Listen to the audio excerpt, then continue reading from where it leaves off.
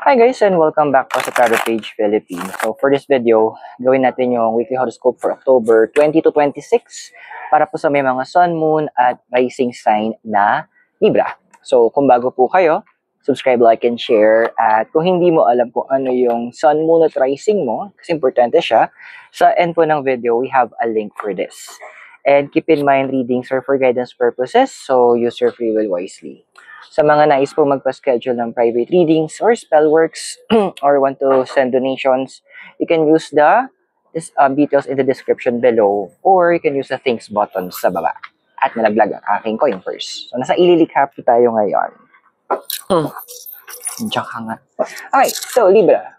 So, how are you? So, meron tayo dito is the 5 of Swords. Well, Libra, sabi na lang natin na minsan may disconnect din kasi yung the way you think, the way you act, and the way you speak. So nagkakaroon ng what I see here kasi internally, you have all the plans, meron ka ng alam mo na yung next moves mo, alam mo yung sasabihin mo, paano mo execute, the proper timing, sino yung mga taong kailangan mong kontakin, the whole 9 yards, kompleto na. The thing is lang kasi, medyo ko-connect na natin yung crossing mo ha. Pero tayo dito is si, pangalan to? The card of the Tower. So, this card is actually saying na medyo, yun nga, disconnect. Yung paano, kaya may imasin nga ng lately, nagkakaroon ng mga stutters, or biglang hindi nyo alam kung papasok ka sa conversation or whatnot. Andun na may sense of confusion on how to balance it o paano mo bibigyan ng chance para may ayos mo yun. Kung paano mo ilalagay na, sige, ito sasabihin ko. Ito yung choice of words. Kasi lately nagkakaroon na misinterpret yung mga sinasabi mo. Your purpose is nice, pero siguro andoon na kailangan natin magbigay ng time para palawakin natin yung ating vocabulary. Hindi lang naman kasi about listening ang ginagawa mo dapat. Andoon din na you need to also speak. You need to also talk. Pero as part of talking, andoon na kailangan bigyan natin ng chance na mag-isip tayo ng mga words.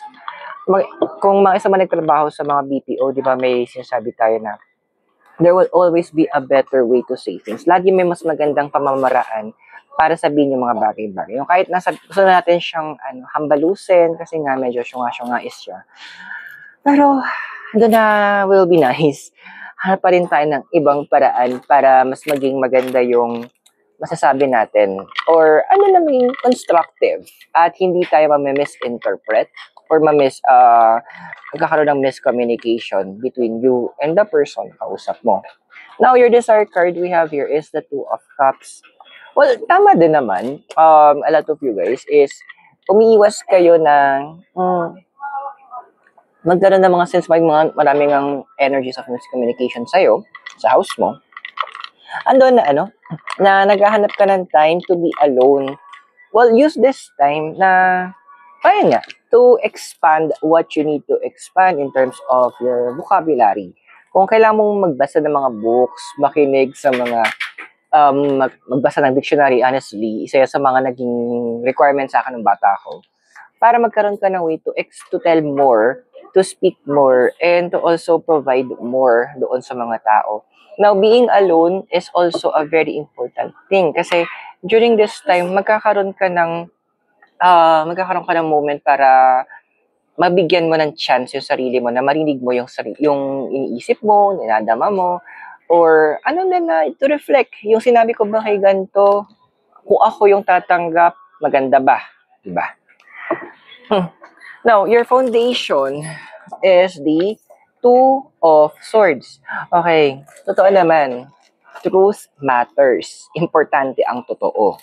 Importante na nabubuhay tayo sa level na kung saan ang mga bagay is hindi natin sinusugarcoat, hindi natin binibigyan ng, direction, meaning kung gutom, hindi yung tipong, gutom ka ba? Okay lang ako. Ay, wag ganon.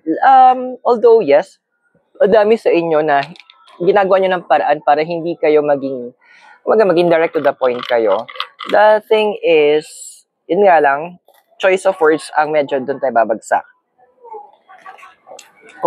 tsaka yung pamamaraan ng pagkasabi natin. Parang, ganito, example, sabihin natin may friend ka na medyo sabihin natin, may hina talaga yung utak.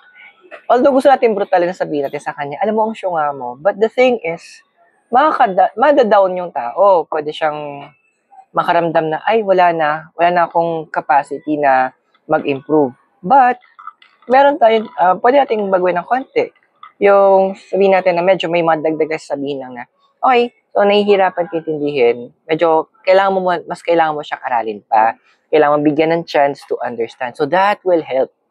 Kumbaga, hindi lang naman kasi yung papa natin i-deliver yung message ang importante. Diba?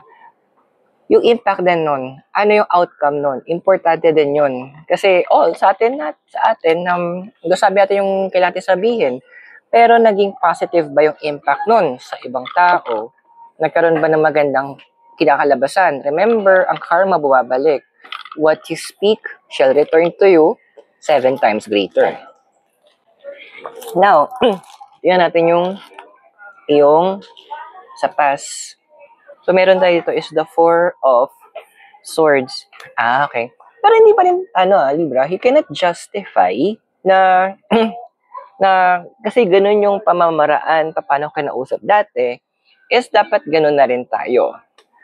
Nung exit interview ko sa isang company, bigyan ko ng idea, tinanong ako nung HR, ano daw yung natutunan ko sa lahat ng mga nangyari.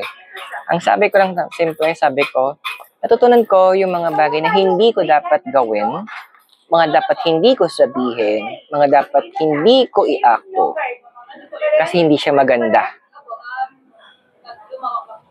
So, even yung negative actually can be an example para alam natin ano yung iiwasan. Kasi naranasan din naman natin eh.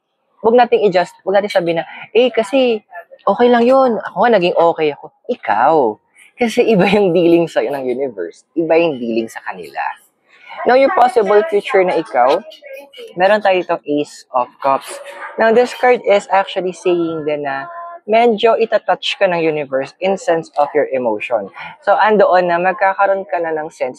Yung the way ka makipag-usap, the way ka makapag-communicate, bibigyan ka ng chance ng universe para maging more on the emotional side.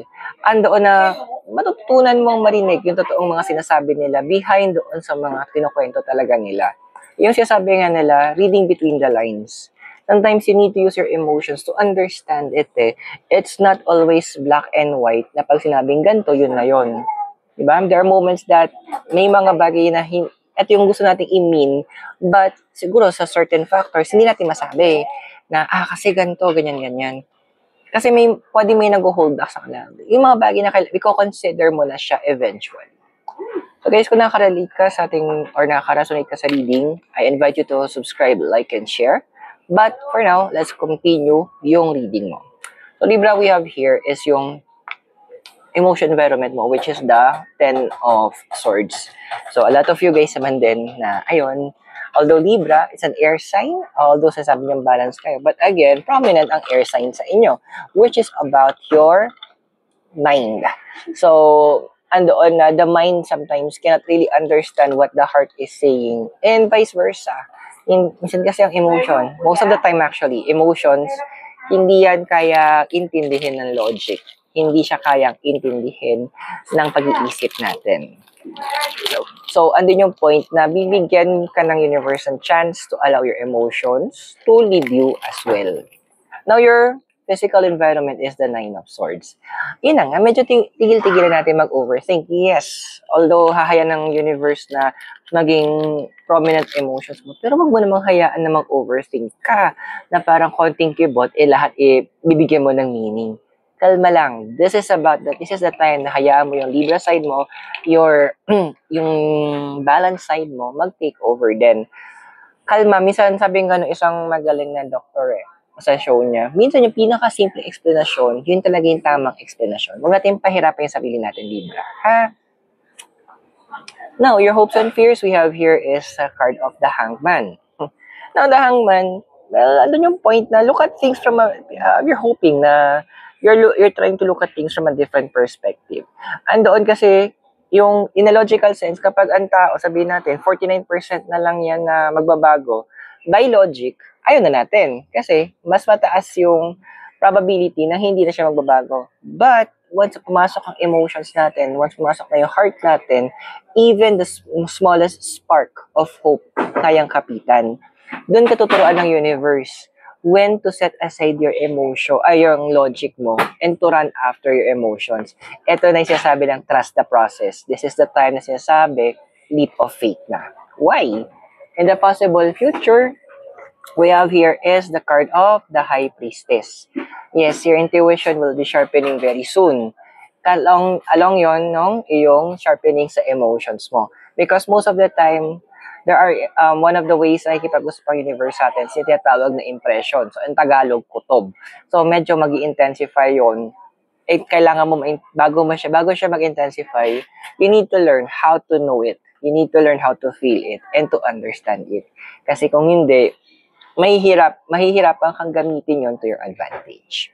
So, I hope nakatulong yung readings at tandaan the readings are for guidance purposes. Use your free will wisely. So, maraming salamat sa inyo. God bless, Namaste, Hare Krishna, and blessed be, and hope to see you very soon. Mula po dito sa Ililikhain Baguio. Have a great day. I'll see you soon. Bye!